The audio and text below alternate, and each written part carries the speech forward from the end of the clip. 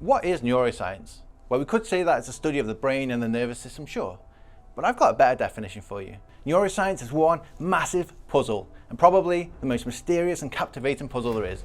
To prove it, I'm going to take you on a journey where we look through some of the most mysterious things the brain does.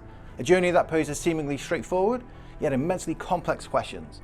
Now at the end of the video, I'm going to ask you a question that could have profound implications for everything we know about the brain. You ready? Emotions. This one might not seem like a big mystery, right? I mean, we can feel angry or sad or happy. We know what emotions are. Well, sort of. Emotions likely played a crucial role throughout our evolution. Fear, for instance, would alert us to possible dangers, whereas joy and happiness might reinforce behaviours that might benefit us. So we know why we have them. But where are they? We used to believe that emotions were triggered when specific regions within the brain became activated. Throw in our memory regions too, so we could mix in our past experiences, and we would feel something. See a snake in the grass? Bam! Fear circuit activated. However, delving deeper reveals a much more complex landscape. Brain regions associated with one emotion may also play a role in opposing emotions. It's not simply about the isolated regions, it's more about the intricate flow of information across brain regions, maybe even the entire brain. And do we all experience emotions in the exact same way? And do they change as we age? While we may be familiar with the idea of emotions, it's actually remarkably difficult to answer some of these questions. Rare disorders.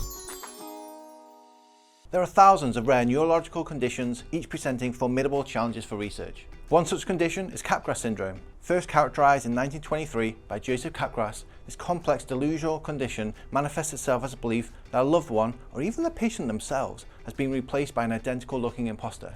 This delusion can extend to animals or objects too.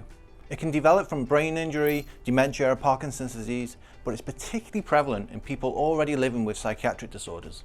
Despite ongoing research efforts, our understanding remains incomplete. It seems that brain regions for facial recognition and memory may struggle to synchronize with the brain's typical emotional processes. But the more we can study and learn, the greater the positive impact we can have on patients' lives, and the lives of loved ones and friends and family who are also impacted. But so often in neuroscience, it seems the more answers we uncover, the more questions we find. Consciousness.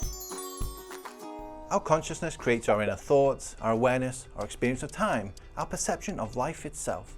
So if we were to take the sheep brain and zoom in hundreds of times, we would see a vast network of cells and the communication between them. But where does the physical nature of the brain end and our mind, our consciousness, begin? And are they the same thing?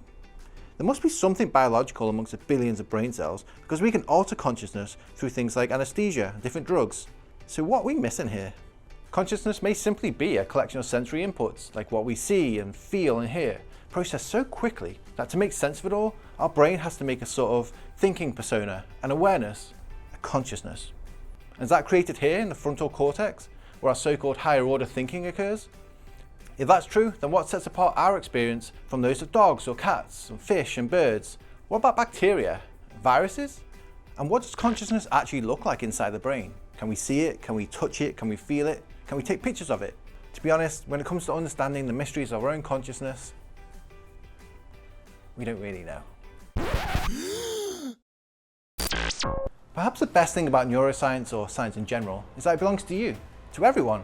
So whether you're watching this video or reading books or articles or tuning into podcasts or simply pondering the mysteries of the brain from the comfort of your own home, neuroscience welcomes your curiosity. But for those of you out there who see the brain as more than just a collection of cells or chemicals, but a vast universe waiting to be explored, the lab is always open. So if you really want to uncover the secrets, help people live their best lives and solve the mysteries of the brain, my question is this: what are you waiting for?